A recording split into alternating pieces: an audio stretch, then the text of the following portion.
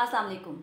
मैंने कहा था कि जब तक नई डेवलपमेंट्स नहीं होती हैं, जब तक पहले की ही बातें पूरी नहीं होती हैं, मैं दोबारा से अपना व्लॉग का सिलसिला जो है वो शुरू नहीं करूँगी। तो लिहाजा वो टाइम आ गया है जब मैंने आपसे कहा था कि नई इन्फॉर्मेशन आप तक पहुँचाने का वक्त आ गया है। आज का दिन सुबह होता है तो सबसे पहले जनाब सुप्रीम कोर्ट का एक ऐसा फैसला आता है जिसके बाद लगता है कि तहरीक इंसाफ के लिए एक मुश्किल तरीन वक्त है। उसके बाद एक और फैसला आता है और उस फैसले के अंदर ये होता है कि DGISPR की तरफ से एक प्रेस रिलीज जारी की जाती है और उनके बाद कहा जाता है कि जनरल फैज़ हमीद जो पाकिस्तान के रिटायर्ड जनरल हैं, एक्स DGISI भी हैं, उनको पाक अफवाज ने अपनी तहवील में ले लिया है।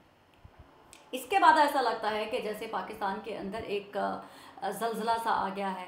ऑब्वियसली जहाँ उनके साथ लोगों की एफिलेशन है या अटैचमेंट्स हैं वो थोड़ा घबराए भी होंगे और वो लोग जिनको जनरल फैज़ हमीद से कुछ तकलीफ़ पहुंची होगी वो खुशियां भी मना रहे होंगे। लेकिन इस सारे सिनेरियो में बात करने से पहले मैं आप लोगों को जो मेजर बात बताने लगी हूँ, जो ट्रक है इस बात का, इस स्टोरी का, वो ये है कि इमरान खान साहब के जो चाहने वाले हैं उनके लिए आइंदा आने वाले दिनों में कोई अच्छी खबर नहीं है।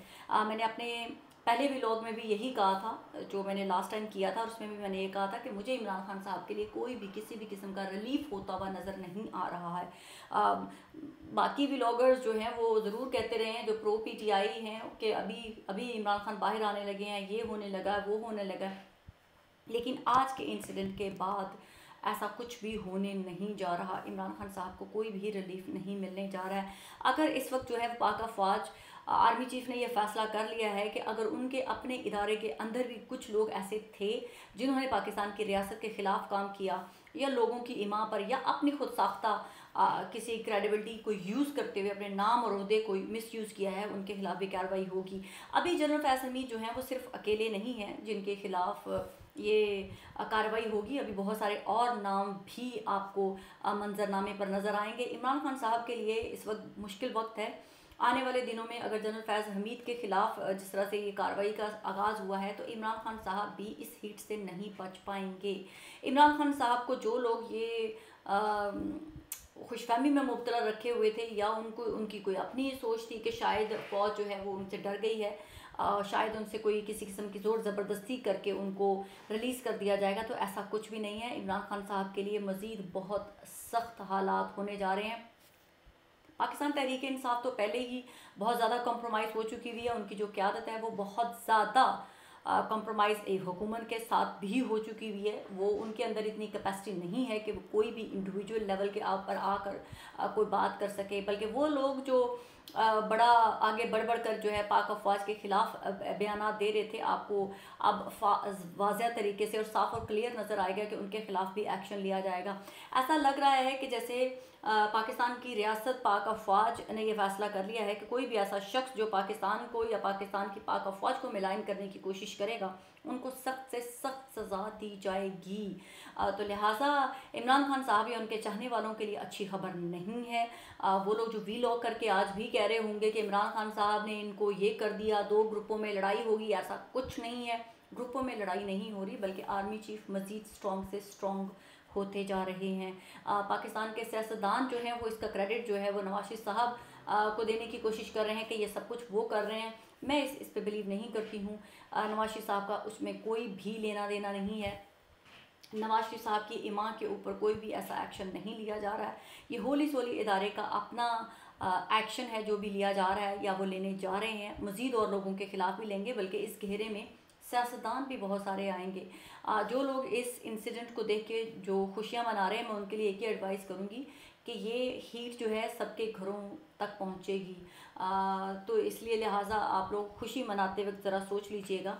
अब जो पाकिस्तान की रियासत है वो बहुत एग्रेसिवली एक्ट करेगी, और स्पेशली जिस तरह से जनरल फैज़ साहब के मुतालिक बहुत सारे यूट्यूबर्स, बहुत सारे एंकर्स हजरात कहते थे कि वो बहुत ही अपनी जब पावर अपनी पोजीशन करते थे वो बहुत ज़्यादा पावरफुल थे।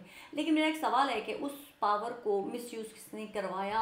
इमरान खान साहब उस वक्त प्राइम मिनिस्टर थे, तो इमरान खान साहब खुद अपनी एडमिट कर चुके हुए हैं कि जनरल फैज़ हमीद मैनेज करके लोगों को लाते थे और उनको जब हमने कोई बिल वगैरह पास करवाना होता था तो वो करते थे। तो लिहाजा जुर्म या अपने इख्तियारात का तजावुज़ करना या उसका गलत इस्तेमाल करना और करवाने वाला दोनों अकाउंटेबल होते हैं। तो लिहाजा इकरार इमरान खान साहब का पहले मौजूद है। मेरे सोर्सेज के मुताबिक इमरान खान साहब ने बहुत सारे डायरेक्ट एलिगेशन जो हैं जनरल फैज़ हमीद के ख़िलाफ़ लगाए हैं।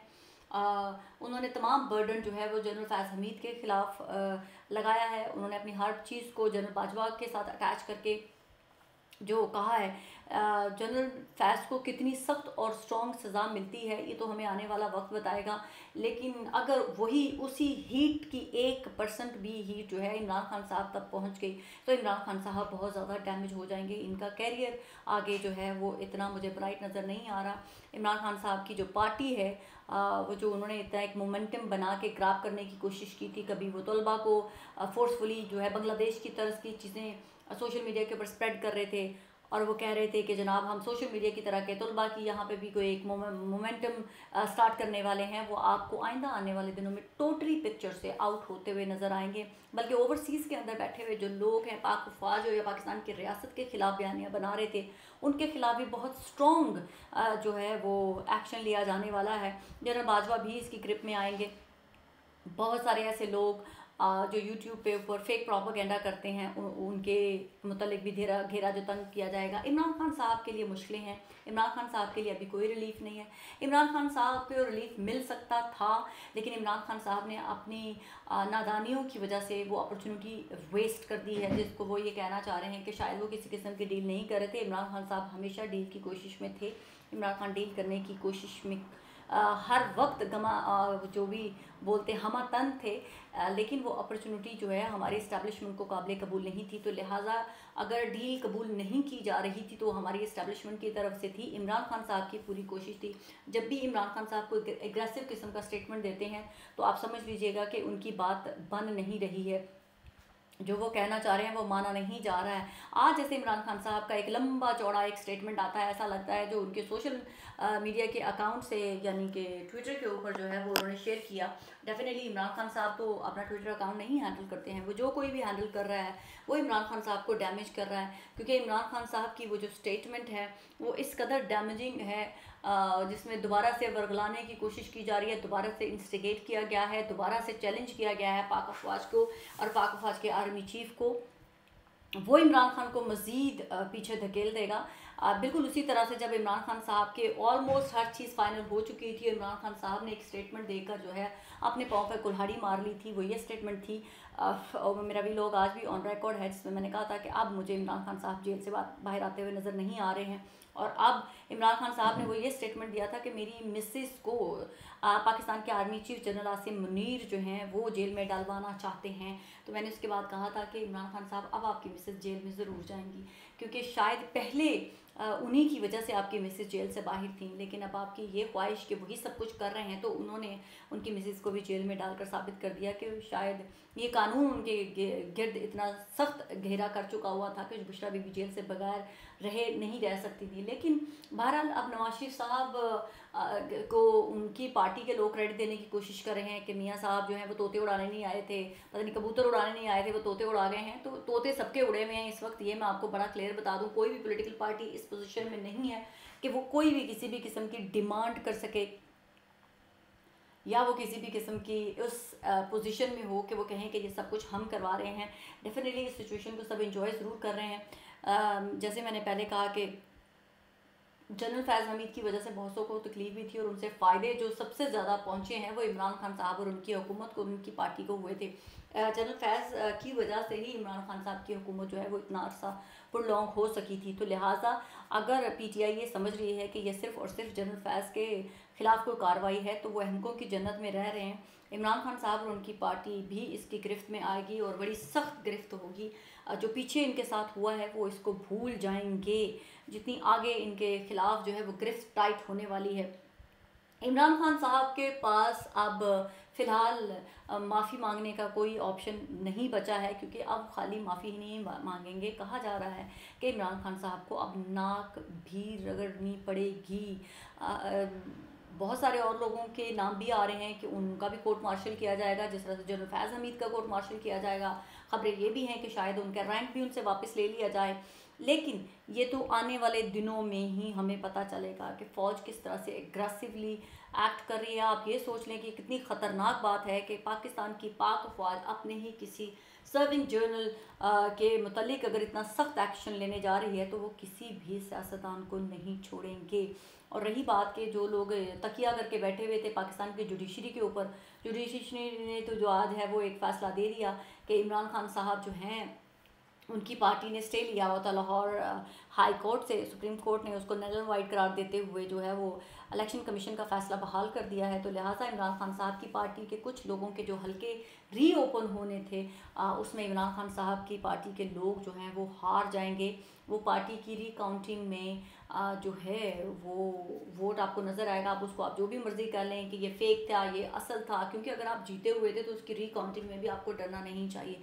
अब दूसरी बात ये है कि इमरान खान साहब की मैं पहले दिन से कह रही थी कि केपीके में ऐसा कोई मैजिक नहीं था कि इनको तमाम का तमाम जो है वो वोटर वहीं पर ही वोट मिला, दूसरी पॉलिटिकल पार्टीज़ जो हैं वो वोट नहीं ले सकें। ये एक प्लान्ड सेटअप था जिसमें तहरीक इंसाफ को जानबूझ के क्लीन स्वीप करवाया गया ताकि ये वो अपनी छोटी पॉकेट में रहकर खुश रहें। वही हुआ और उनका सक्सेसफुल फार्मूला था। अब आसिफ अली जरदारी साहब जो हैं वो इस एक्शन के बाद डेफिनेटली पता सबको था कि क्या होने वाला आने वाले दिनों में, इसीलिए साइलेंट एक वो क्या कहते हैं ना वो एक सन्नाटा था। तो वो सन्नाटा आज टूटा है और उसके बाद दोबारा से जो है घंटियां बजना शुरू हो गई हैं। लेकिन ये घंटियां जो है वो नाच गाने वाली नहीं है, ये घंटियां ख़तरे की घंटियां हैं और ये बहुत सारे लोगों के गले का जो है वो फंदा भी बनेंगी ये घंटियाँ। इमरान खान साहब ने अपनी बहुत सारी नादानियों की वजह से अपना बहुत ज़्यादा नुकसान करवा लिया है। अब मुझे इमरान खान साहब, खैर मैंने अपने बहुत पहले 2 साल जब इमरान खान साहब गिरफ़्तार हुए हैं मैंने तभी अपना एक ट्वीट किया था कि इमरान खान साहब का अगर वापस जेल कम बैक होता भी है तो 2025 से पहले नहीं होगा। लेकिन इमरान खान साहब अपनी नादानियों की वजह से अपनी जो मुसीबतों और मुश्किलों का सिलसिला है वो बढ़ाते जा रहे हैं। इमरान खान को अहमक लोग हैं जो मशवरे दे रहे हैं और उनके एक इमरान खान के साहब की प्रॉब्लम है कि वो काम के बहुत कच्चे हैं और जो भी बात सुनते हैं वो उसके ऊपर फ़ौरन रिएक्ट कर लेते हैं। लिहाजा आने वाले दिनों में जो होने जा रहा है वो बहुत ख़तरनाक है और पीटीआई इसकी जो हीट है वो बर्दाश्त नहीं कर पाएगी। बाकी पॉलिटिकल पार्टीज़ के लिए भी यही एडवाइस है, अपनी सीट बेल्ट बांध लीजिए क्योंकि बारी सबकी आने वाली है। पाकिस्तान जिंदाबाद।